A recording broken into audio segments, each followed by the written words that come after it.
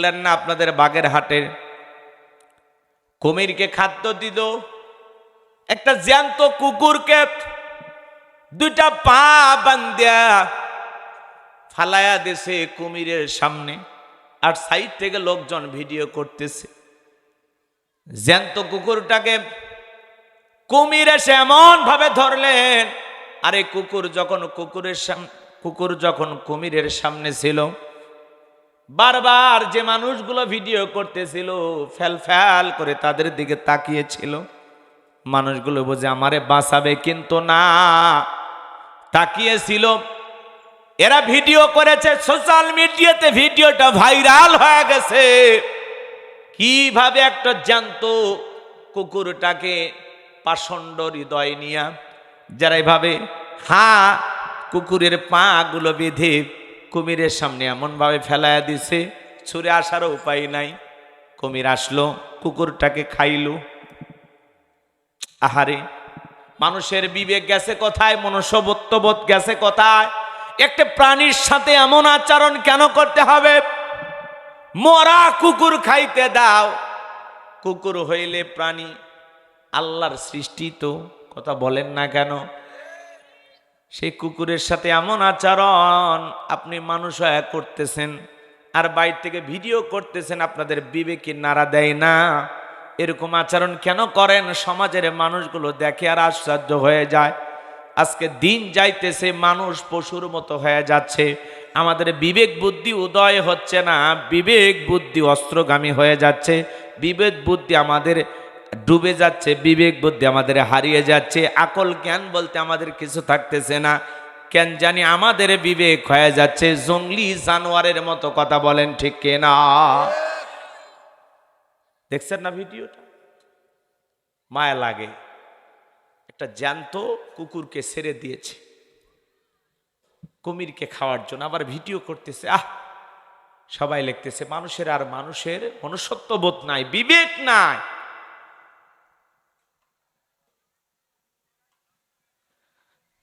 এতই মহাব্বত প্রাণীর ওপরে, তাহলে কুমিরকে খাইতে দেন, গোস্ত কিনে নিয়ে যা খাইতে দেন।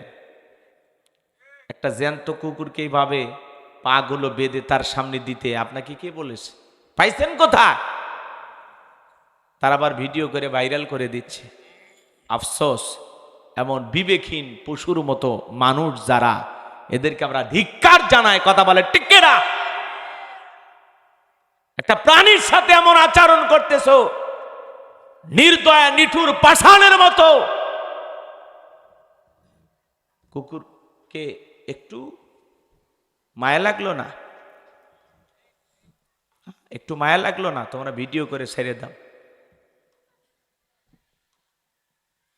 আল্লাহ আমাদেরকে হেদায়েত দান করে, আমাদেরকে আল্লাহ মানুষ হওয়ার তৌফিক দান করে। দিন দিন আমাদের মনুষ্যত্ববোধ, বিবেক মারা যাচ্ছে। এক প্রাণীর প্রতি মায়া দেখাইতে গিয়ে আর একটা প্রাণীকে তার সামনে কি বানায় দিচ্ছে? খাবার বানায় দিচ্ছে।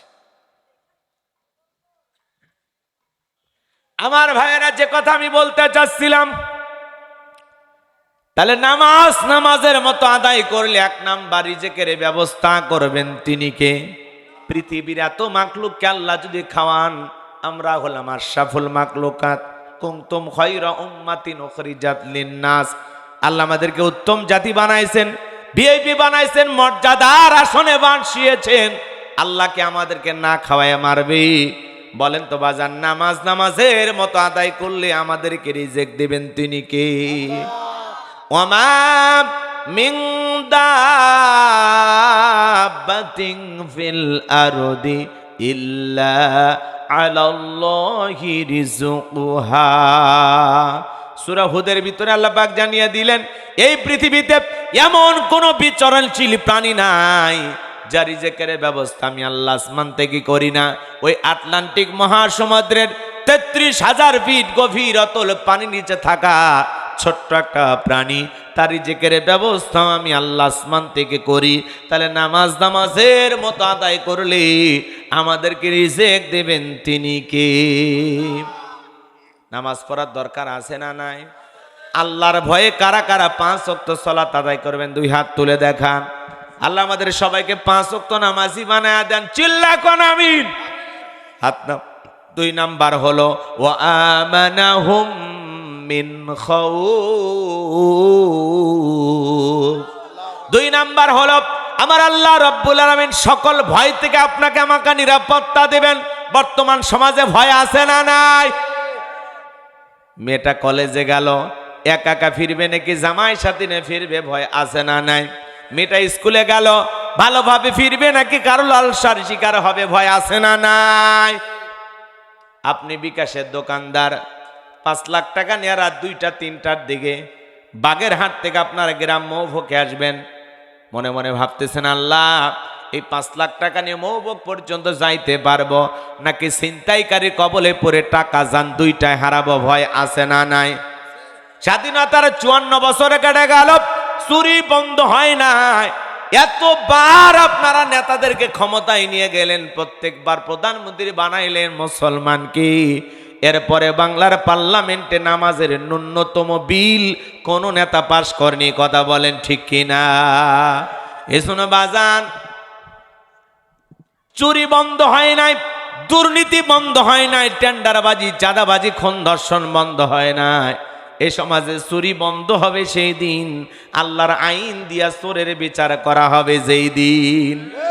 আজ থেকে 1500 বছর আগে আল্লাহ আইন দিয়েছেন ওয়াসসারিকু ওয়াসসারিকাতু ফাকতউ আইদিয়াহুমা জাযাআম বিমা কাসাবা নাকালাম মিনাল্লাহ। সূরা মায়েদার 38 নম্বর আয়াতে আল্লাহ আইন দিয়েছেন, চোর পুরুষ হোক আর নারী হোক, আল্লাহর বিধান আল্লাহর ফয়সালা, অপরাধ যদি প্রমাণিত হয় চোরের হাত কেটে দাও। একটা চোরের হাত কেটে সোশ্যাল মিডিয়ার মাধ্যমে যদি ফালাও করে প্রচার করা হতো, বাংলার পার্লামেন্ট আইন পাশ করা হয়েছে, চুরি করলে চোরের হাত কেটে দেওয়া হবে। একটা চোরের হাত কেটে শুধু বিচার করে দেখেন, 24 ঘন্টায় সমস্ত চোরেরা তওবা করে আল্লাহর ওলি হয়ে যাবে, কথা বলেন ঠিক কিনা? কিন্তু কে শুনে কার কথা? আজও গেল না মনের ব্যথা। এখন উচিত কথা যদি কই, পিঠের ওপর দিয়ে যাবি মই, এ আনন্দে কিছু লোক কিনে খাবে বগুড়ার স্পেশাল দই, কথা বলেন ঠিক কিনা?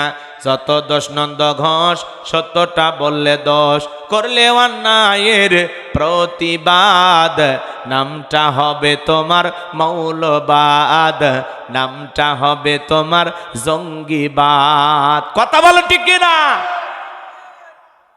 নেতারা আল্লাহর আইন কেন চালু করে না? বিগত 16 বছরে যারা ক্ষমতায় ছিল 11 লক্ষ কোটি টাকা বিদেশে পাচার করেছে, দেশটাকে লুটে পুটে খেয়েছে, কথা বলেন ঠিক কিনা?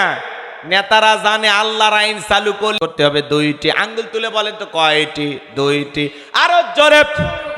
আল্লাহ রাব্বুল আলামিন 2টি কাজ কি আমার আল্লাহ জানিয়ে দিলেন 2 নাম্বার আয়াতে, বলুন ফাসল্লিলি রাব্বিকা ওয়ানহার, বলুন না ভাই, ফাসল্লিলি রাব্বিকা ওয়ানহার। 1 নাম্বার হলো ফাসল্লিলি রাব্বিকা, রবির উদ্দেশ্যে সালাত আদায় করা লাগবে।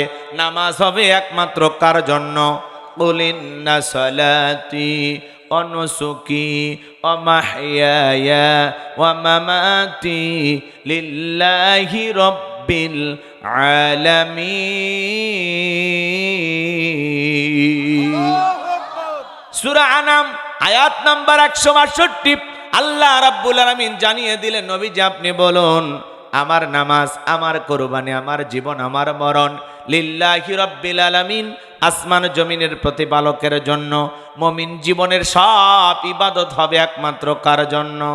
আমার জীবন, আমার মরণ, আমার বন্দেগি কবুল কর ইয়া ইলাহি, আমার জিন্দেগি, আমার জীবন, আমার মরণ, আমার বন্দেগি। জোরে কোন মারহাবা? আর একটু জোরে বলুন মারহাবা। তাহলে আল্লাহ বলেন ফাসল্লিলি রাব্বিকা, রবির উদ্দেশ্যে সালাত, নামাজ হবে একমাত্র আল্লাহকে রাজি খুশি করার জন্য। তাহলে নামাজ যেমন তেমন নামাজ না, নামাজ নামাজের মতো হওয়া লাগবে, কথা কন। নামাজ যদি নামাজের মতো হয়, আমার আল্লাহ রাব্বুল আলামিন বলেন ফালিয়াবুদু রাব্ব হাযাল বাইত আল্লাযী আত'আমাহুম মিন জু' ওয়া আমানাহুম মিন খাউফ। আমার আল্লাহ রাব্বুল আলামিন বলেন, এই ঘরের মালিকের ইবাদত করো। ও বান্দা, 5 ওয়াক্ত সালাতে মাথা নত করে আমি আল্লাহকে যদি সিজদা দিতে পারো, তোমার নামাজ যদি নামাজের মতো হয়, যে বান্দা 5 ওয়াক্ত সালাতে মাথা নত করে আমি আল্লাহকে সিজদা দেবে, ওই বান্দাকে আমি আল্লাহ না খাওয়ায় রাখবো না। বান্দার জন্য 1 নাম্বার রিজেকের ব্যবস্থা করবেন তিনি কি? আমাদের রিজেক দেওয়ার মালিক কে? ও বাগেরহাটের মুসলমানেরা, গভীর নিশীথে একটা প্রাণী বের হয় কু কইয়া চিল্লায়, নাম হলো শিয়াল পণ্ডিত। বলেন তো, শিয়াল পণ্ডিতের নামে বাগেরহাটে কি মুরগির হোটেল আছে? ব্যাংকের অ্যাকাউন্টে টাকা জমানো আছে? ওই শিয়াল রে খাওয়াই কে? পাখি সকালবেলা খালি পেটে নিচ থেকে বের হয়ে যায়, সন্ধ্যাবেলায় পাখির পেটটা ভরে ফেরত আসার ব্যবস্থা করে কে? আল্লাহ যদি পাখিকে খাওয়ায়, শিয়ালকে খাওয়ায়, পৃথিবীর এত মাকলুককে খাওয়ায়, ওই যে দেখলাম